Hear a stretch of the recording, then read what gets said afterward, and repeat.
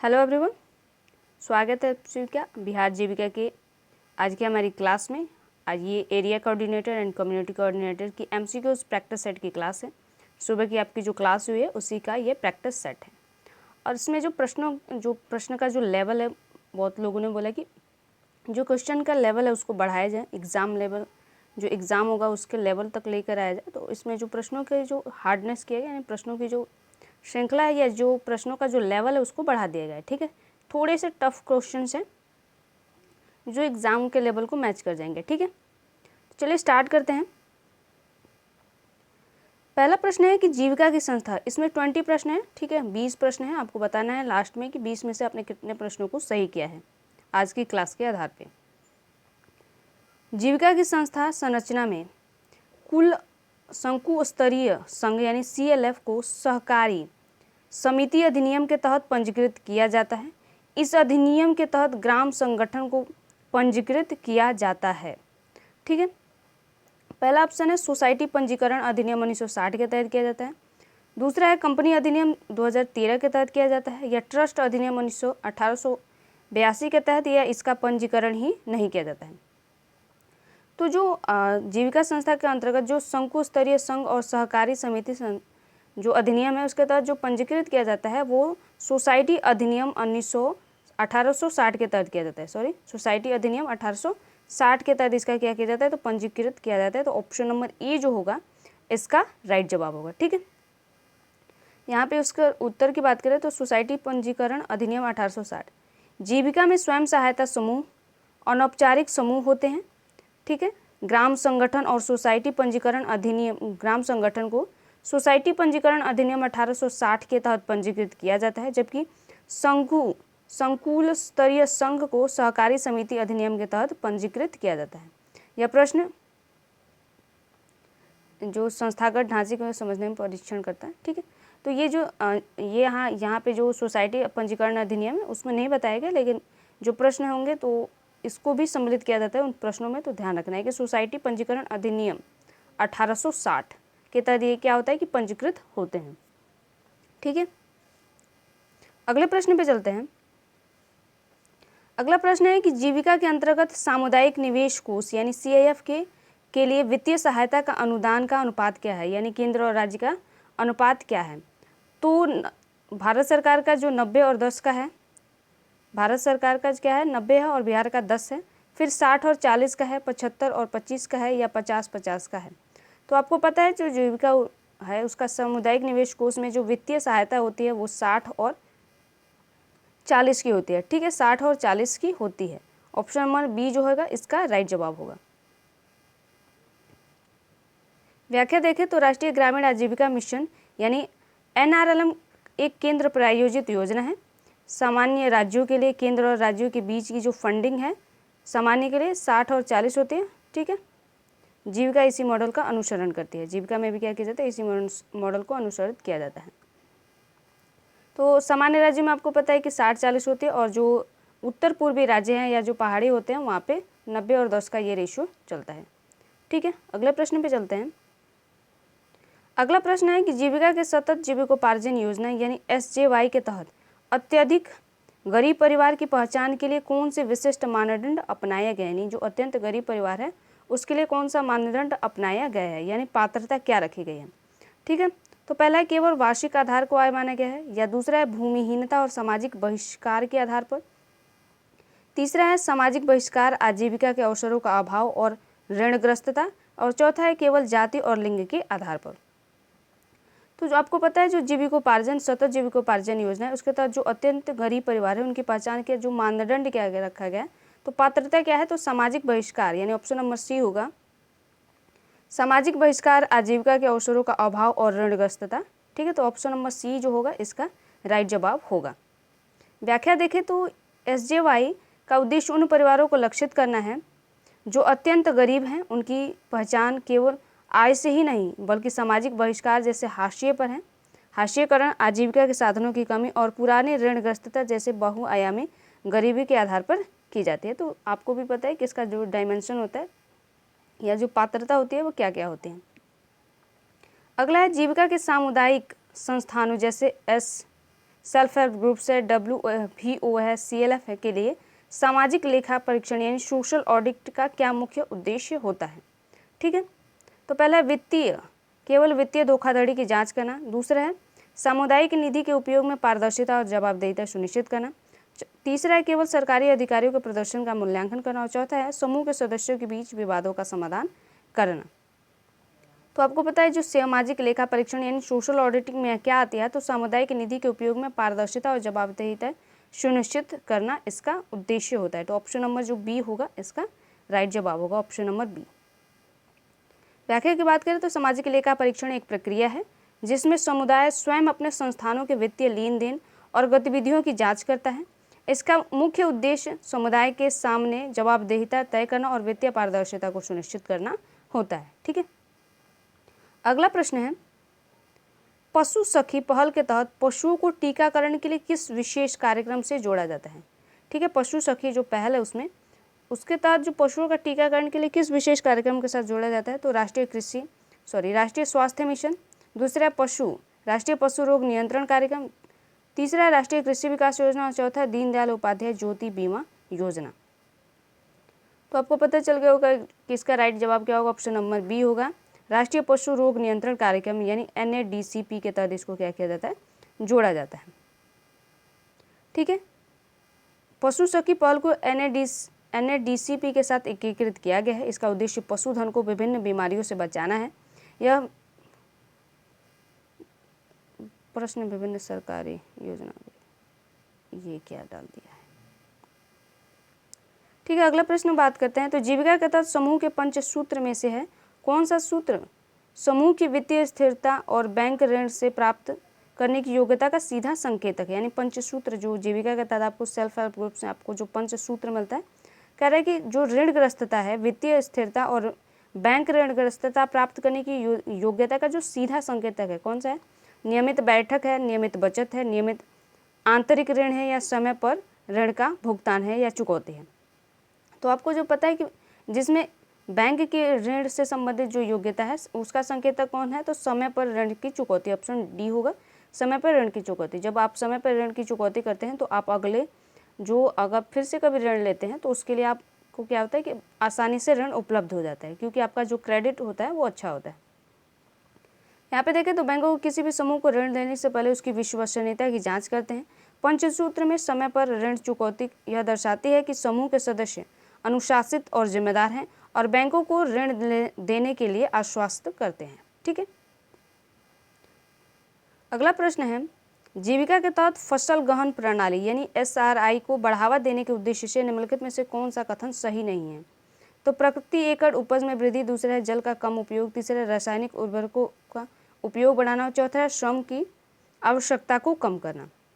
तो यहाँ पे ध्यान रखना है कि पूछ रहा है कि कौन सा नहीं होगा, फसल गहन प्रणाली को बढ़ावा देने के उद्देश्य में कौन सा सम्मिलित नहीं होगा? तो ऑप्शन नंबर जो सी होगा इसका राइट जवाब होगा, ऑप्शन नंबर सी, रासायनिक उर्वरकों का उपयोग को बढ़ावा देना इसमें सम्मिलित नहीं होता है। ठीक है, SRI पद्धति का उद्देश्य रासायनिक उर्वरकों के उपयोग को कम करना और जैविक प्राकृतिक तरीकों को बढ़ावा देना है, जिसमें मिट्टी की गुणवत्ता में सुधार हो सके। यह प्रश्न क्या डाल दिया यार। अगला प्रश्न है जीविका के किस कार्यक्रम के तहत ग्रामीण युवाओं को कौशल प्रशिक्षण के बाद पोस्ट प्लेसमेंट सपोर्ट यानी प्लेसमेंट के बाद समर्थन का प्रदान किया जाता है? तो कौशल विकास कार्यक्रम है। दूसरा है दीनदयाल उपाध्याय कौशल योजना है। तीसरा मुख्यमंत्री उद्यमान योजना और राष्ट्रीय शहरी आजीविका मिशन है। तो आपको पता है जो पोस्ट प्लेसमेंट सपोर्ट होता है उसमें जो कौशल प्रशिक्षण प्रदान किया जाता है वो दीनदयाल उपाध्याय ग्रामीण कौशल योजना के तहत प्रदान किया जाता है। तो ऑप्शन नंबर जो बी होगा इसका राइट जवाब होगा, ऑप्शन नंबर बी। DDU-GKY एक प्रमुख कौशल विकास योजना है जिसमें न केवल प्रशिक्षण बल्कि रोजगार मिलने के बाद भी युवाओं को उनके नए कार्यस्थल पर समायोजित होने में मदद करने के लिए पोस्ट प्लेसमेंट सपोर्ट प्रदान करता है। ठीक है, तो ऑप्शन नंबर 20 का राइट जवाब है। अगला प्रश्न है कि जीविका द्वारा महिला किसान सशक्तिकरण योजना यानी MKSP किस मंत्रालय के तहत कार्यान्वित किया जाता है, यानी किस मंत्रालय के अंतर्गत आता है? तो पहला है कि कृषि और किसान कल्याण मंत्रालय। दूसरा है ग्रामीण विकास मंत्रालय। तीसरा है महिला और बाल विकास मंत्रालय। चौथा है सूक्ष्म लघु और मध्यम उद्यम मंत्रालय के अंतर्गत। तो जो महिला किसान सशक्तिकरण परियोजना है वो ग्रामीण और विकास मंत्रालय के तहत आता है, यानी ऑप्शन नंबर जो बी होगा इसका राइट जवाब होगा, ऑप्शन नंबर बी ग्रामीण विकास मंत्रालय। महिला किसान सशक्तिकरण परियोजना यानी NRLM की एक उप योजना है। जो MKSP है वो NRLM की एक उप योजना है जो NRLM को ग्रामीण विकास मंत्रालय द्वारा कार्यान्वित किया जाता है। ठीक है, अगला प्रश्न है कि जीविका में बैंक सखी की भूमिका का प्राथमिक उद्देश्य क्या है। यहाँ पे ध्यान रखना है कि बैंक सखी का उद्देश्य पूछ रहे हैं। तो बैंक और ग्राहकों के बीच एक एजेंट के रूप में काम करना और सीधे वित्तीय लेन देन करना।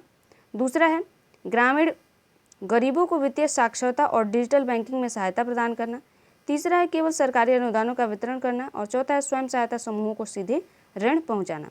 तो आपको पता है कि जो बैंक सखी का काम क्या है या उसका उद्देश्य क्या है, तो ऑप्शन नंबर बी ग्रामीण गरीबों को वित्तीय साक्षरता और डिजिटल बैंकिंग में सहायता प्रदान करना, यानी उनको वित्त से लेन देन से संबंधित जो भी इश्यूज होते हैं उनको उसमें प्रशिक्षित किया जाता है, यानी उनको उसमें हेल्प की जाती है। ठीक है, ऑप्शन नंबर बी इसका राइट जवाब होता है। और बैंक सखी जो है बैंक और समुदाय के बीच एक सेतु का काम करती है। वे सीधे वित्तीय लेन देन नहीं करती बल्कि सदस्यों को बैंक खाते खोलने, लेन देन करने और डिजिटल तरीकों का उपयोग करने में मदद करती हैं, जिससे बैंकिंग प्रणाली से जुड़ सके वो। ठीक है, अगला प्रश्न है कि जीविका में ग्राम संगठन और ग्राम विकास कोष प्रदान करने का उद्देश्य क्या है। तो पहला है कि केवल आपातकालीन स्थितियों का उपयोग के लिए है। दूसरा है ग्राम सभाओं का वित्त पोषण करने के लिए है।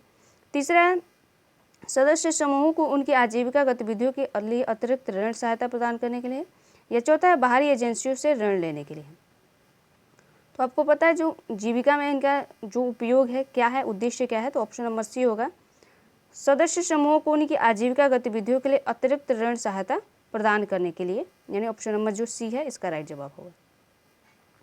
ग्राम विकास कोष ग्राम संगठन को दिया जाने वाला एक कोष है जिसका उपयोग वे उन सेल्फ हेल्प ग्रुप्स को अतिरिक्त ऋण देने के लिए करते हैं जिन्हें अपनी आजीविका गतिविधियों को बढ़ावा देने के लिए अधिक पूंजी की आवश्यकता है। यानी जिन ग्रुप्स को पूंजी की अतिरिक्त आवश्यकता होती है वो क्या करते हैं, पूंजी प्रदान करते हैं। अगला प्रश्न है कि जीविका द्वारा समर्थित उत्पादन समूह यानी प्रोड्यूसर ग्रुप्स की एक प्रमुख विशेषता क्या है।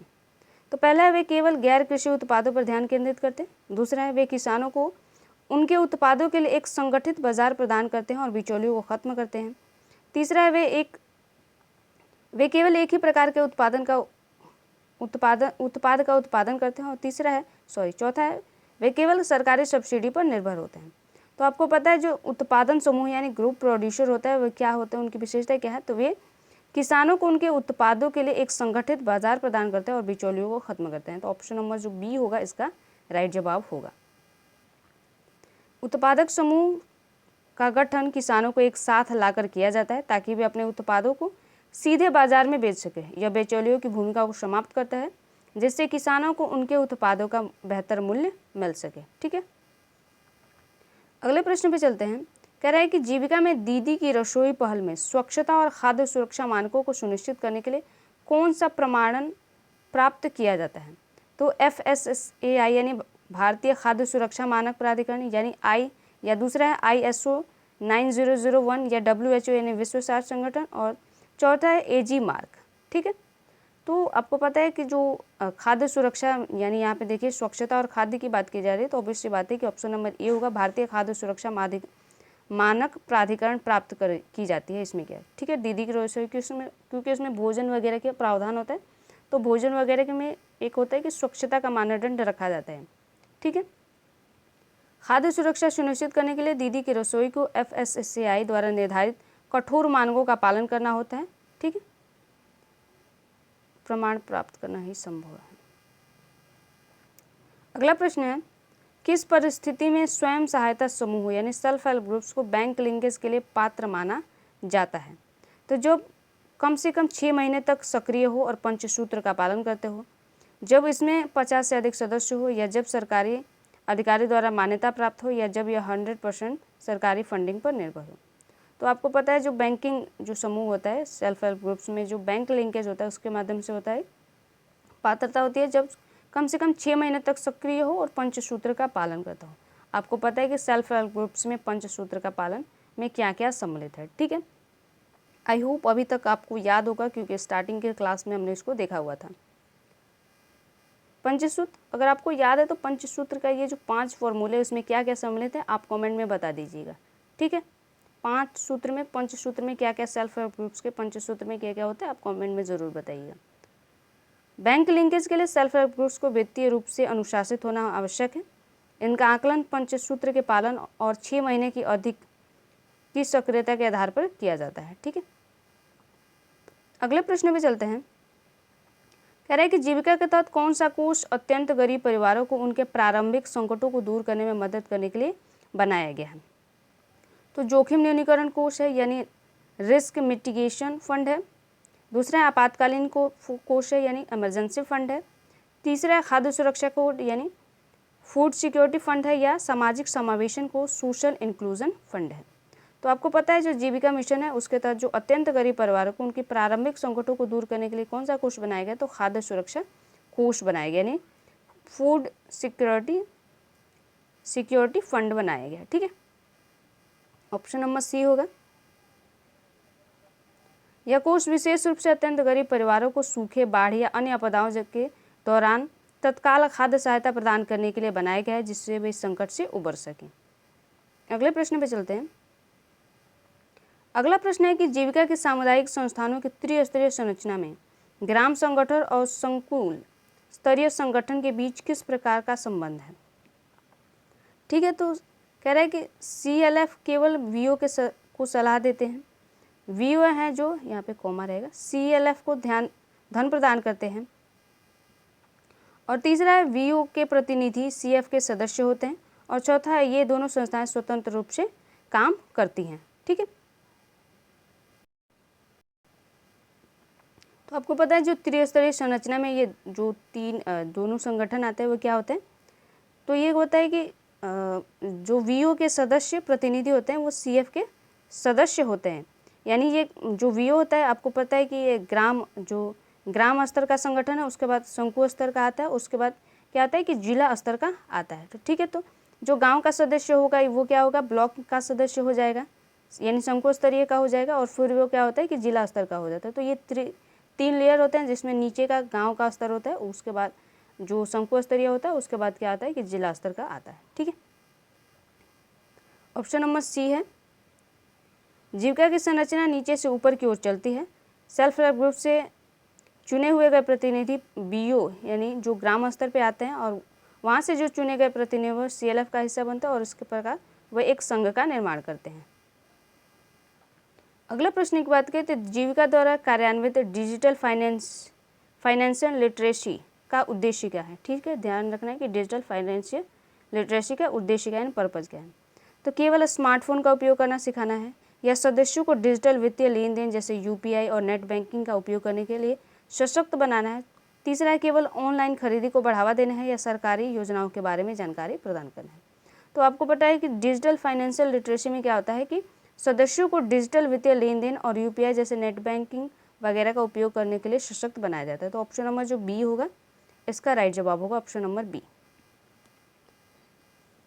डिजिटल फाइनेंशियल लिटरेसी का उद्देश्य सदस्यों को केवल वित्तीय उत्पादों के बारे में शिक्षित करना ही नहीं है, बल्कि उन्हें डिजिटल प्लेटफॉर्म का सुरक्षित और प्रभावी ढंग से उपयोग करने के लिए कौशल प्रदान करना भी है, ठीक है। अगला है मानव पूंजी, यानी ह्यूमन पूंजी को कैसे परिभाषित किया जाता है। जीविका में मानव जो पूंजी है उसको कैसे परिभाषित किया जाता है, ह्यूमन कैपिटल को, ठीक है। तो केवल वित्तीय निधि को, सामुदायिक नेताओं का कौशल और ज्ञान को, या सदस्यों का स्वास्थ्य, शिक्षा और कौशल को, और समूह की बचत को। तो आपको पता है कि जो ह्यूमन पूंजी होते हैं उसमें क्या होता है, शिक्षा, स्वास्थ्य और कौशल को सम्मिलित किया जाता है। तो ऑप्शन नंबर जो C होगा इसका राइट जवाब होगा, ऑप्शन नंबर C इसका राइट जवाब होगा। मानव पूंजी में सदस्यों का स्वास्थ्य, शिक्षा और कौशल को सम्मिलित किया जाता है, ठीक है। मानव पूंजी एक आर्थिक अवधारणा है जो किसी व्यक्ति या समूह की उत्पादक क्षमता को संदर्भित करती है। आजीविका में यह सदस्यों के स्वास्थ्य, शिक्षा और कौशल को बढ़ावा देने पर जोर है, ताकि वे बेहतर आजीविका कमा सके। अगले प्रश्न में चलते हैं। कह रहे हैं कि आजीविका ने किस महामारी के दौरान कम्युनिटी किचन यानी सामुदायिक रसोई चलाकर आपातकालीन सहायता प्रदान करने में महत्वपूर्ण भूमिका निभाई। तो H1N1 या सॉर्स के समय, या कोविड-19 महामारी के समय, या इबोला के समय। तो आपको पता है कि ये जो कम्युनिटी किचन कब बना था, तो कोविड-19 महामारी के समय यानी सामुदायिक रसोई चलाकर आपातकालीन सहायता प्रदान किया गया था। तो ऑप्शन नंबर सी इसका राइट जवाब होगा। महामारी के दौरान जीविका दीदियों ने दीदी की रसोई के तहत सामुदायिक रसोई स्थापित की, जिससे प्रभावी मजदूरों को और ज़रूरतमंद लोगों को भोजन उपलब्ध कराया जा सके। ठीक है, और ये आज का हमारा अंतिम प्रश्न है शायद। जीविका के तहत बैंक लिंकेज का अंतिम उद्देश्य क्या है? तो समुदाय के लिए केवल सरकारी अनुदान प्रदान करना, वाणिज्यिक बैंकों पर पूरी तरह से निर्भरता, या ग्रामीण गरीबों को औपचारिक वित्तीय प्रणाली का हिस्सा बनाना और सूक्ष्म ऋण प्रदान करना, और केवल सदस्यों के बीच बचत को बढ़ावा देना। तो बैंक लिंकेज का क्या उद्देश्य है? आपको पता है कि जो ग्रामीण गरीबों को औपचारिक वित्तीय प्रणाली का हिस्सा बनाना और सूक्ष्म ऋण प्रदान करना इसका मेन उद्देश्य है। ठीक है, अंतिम उद्देश्य क्या है? जीविका का अंतिम जो लक्ष्य ग्रामीण गरीबों को अनौपचारिक साहूकारों के जाल से बचाकर उन्हें बैंक जैसे औपचारिक वित्तीय संस्थानों के साथ जोड़ना है, या उन्हें कम ब्याज दरों पर ऋण प्राप्त करके और वित्तीय जरूरतों के लिए स्वतंत्र होने में मदद करती है। तो ये हमारे 20 प्रश्न खत्म हो चुके हैं। अब आपको बताना है कि आपने 20 में से कितने प्रश्नों को सही किया है और कितने प्रश्नों को गलत किया है। कमेंट में बताना ना भूलिएगा। ठीक है, मिलते हैं नेक्स्ट क्लास में गाइस, तब तक के लिए धन्यवाद।